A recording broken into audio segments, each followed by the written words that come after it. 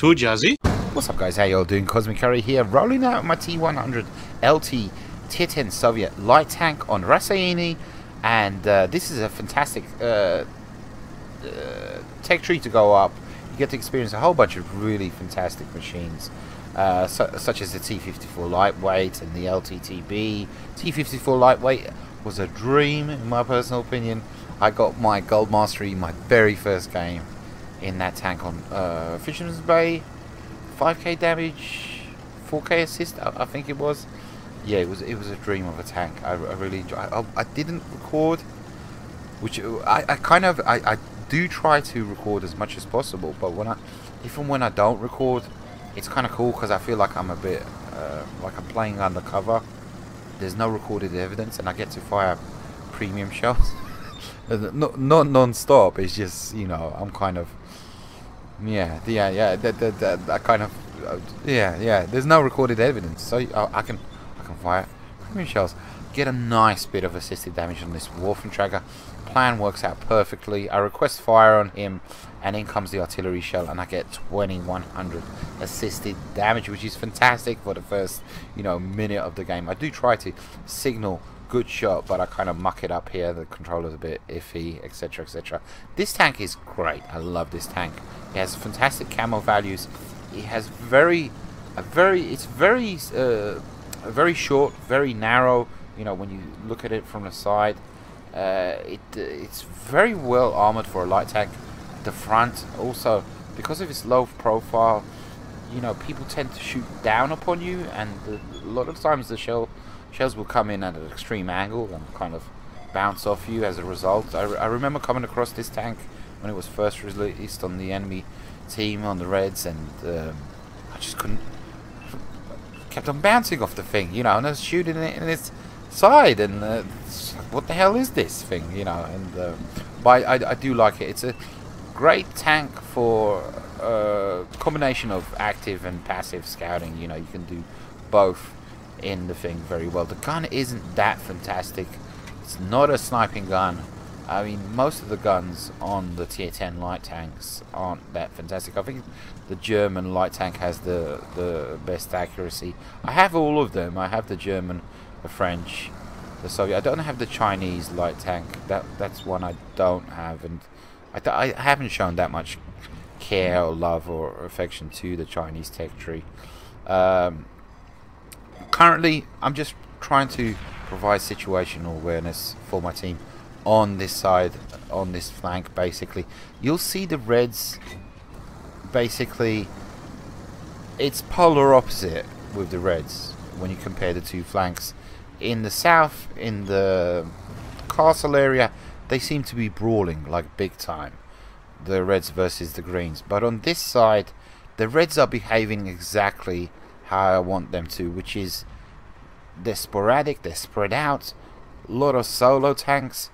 There's enough tanks on this side as far as the Reds are concerned, but they're too spread up. They're not working as a team, which is exactly how you want the Reds to behave. Basically, this Jaegeru, I'm just letting my camo kick in, and I'm hoping artillery would, you know, provide some love here, but I don't think he does. I end up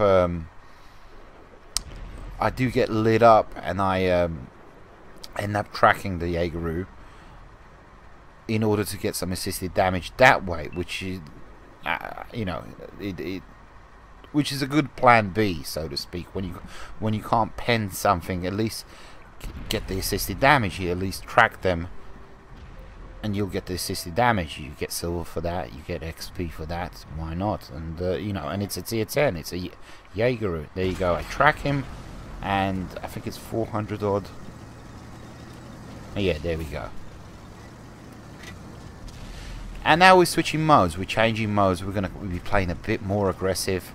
To the right here is a player in a mouse that goes by the name of Miss Ray Sunshine. She is a community contributor for Wargaming, and I came across her randomly playing in on the American server the other day. We played 2-3 games together, and this is what I'm talking about. You know, the tanks are spread out, easy peasy lemon squeezy, and I do enjoy the fact that, you know, I can read how much health is left, so I can pretty much, you know, give a good guesstimation on will I be able to take out the tank or not.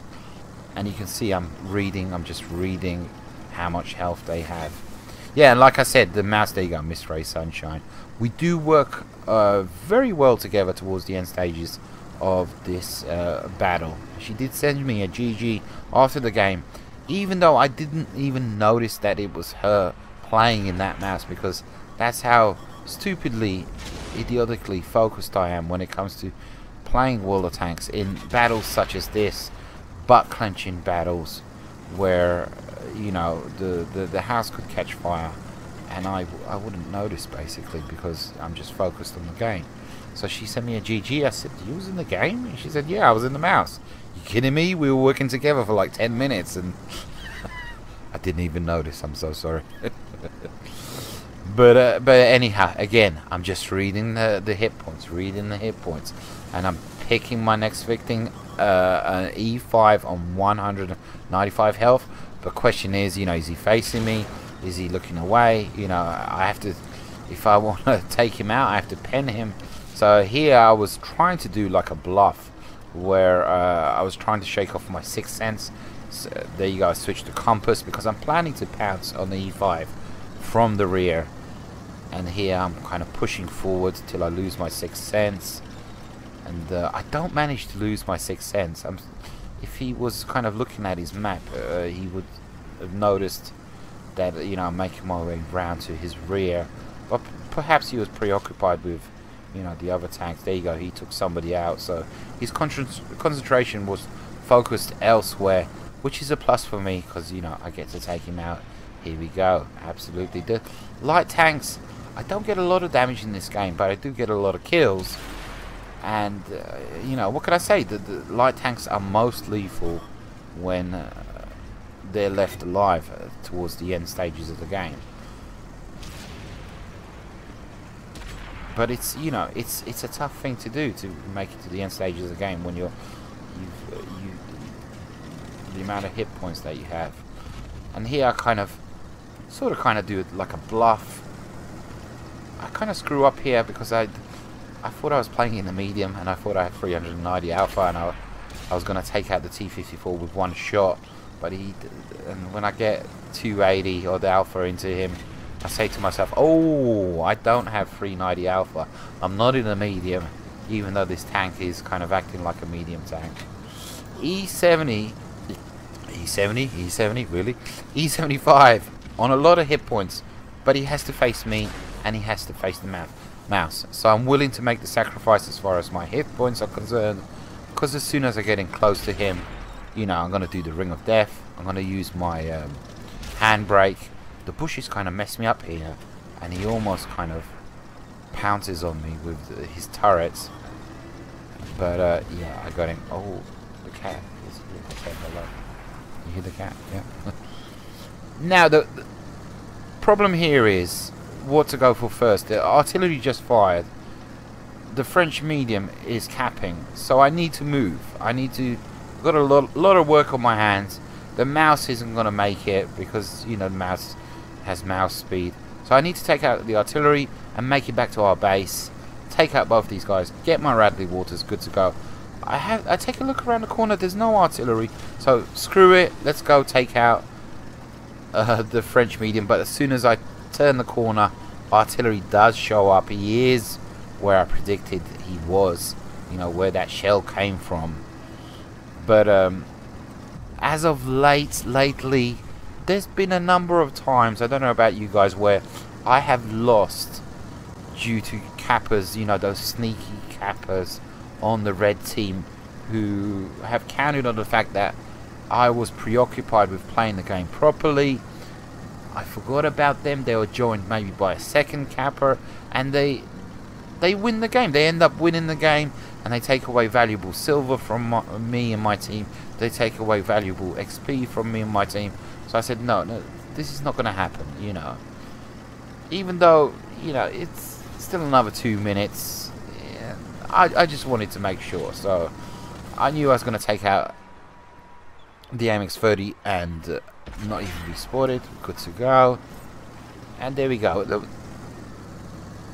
I initially thought the mouse, Miss Ray Sunshine, would have went and took out the artillery, but lo and behold, she was making her way towards our base with myself. So yeah, so I can only presume that she kind of doubled back from the encounter with the E75.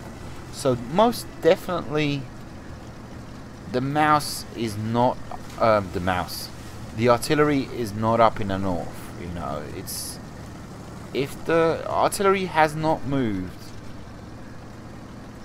if the artillery has moved, pardon me, it's been a while since I've done this, it's got to be up here in the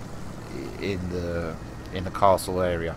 So initially I decide, okay, let's approach the artillery under the assumption that he hasn't moved.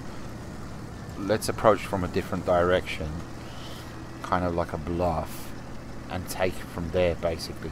So we're moving down to the river, the quarry here, whatever you want to call it, where the artillery was last spotted.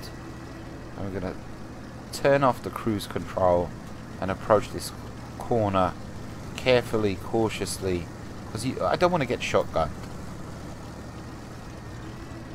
And as we come down here, you can see artillery is no longer here.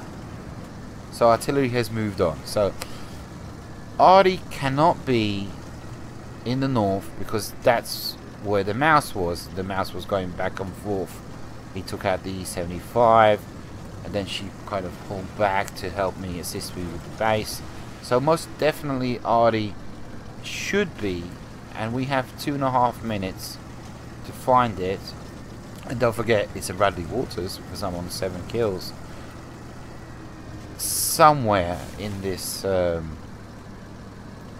the castle area, somewhere in the castle area, in the surrounding area, you know, in these little streams, in these little gullies, you know, there's 1,000,001 spots around here where Artie could be hiding, and I have 2.5 minutes to find that spot, you know, that hidden spot, where it is. So I'm trying to cover as much ground as possible here, you know, trying to get as much height, as much depth, you know, both in between, trying to cover as much of this area as possible. So, you know, in order to get that 8th kill.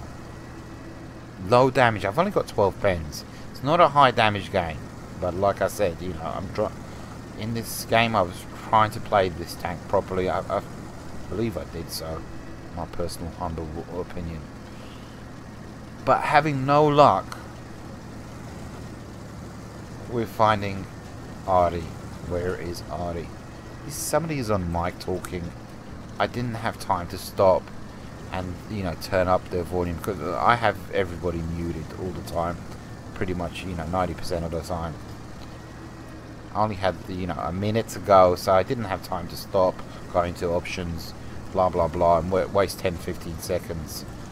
I didn't think he was going to provide me any kind of valuable intel stroke info.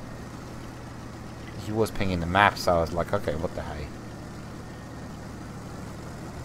This completely stunned me. This completely stunned me. I just didn't know where Artie could be, because I knew he was hiding somewhere in some bush, somewhere in the stream, in the gully. I must drove right past him. I must came within a meter or two of proxy spotting him, and nah, but very frustrated, very angry.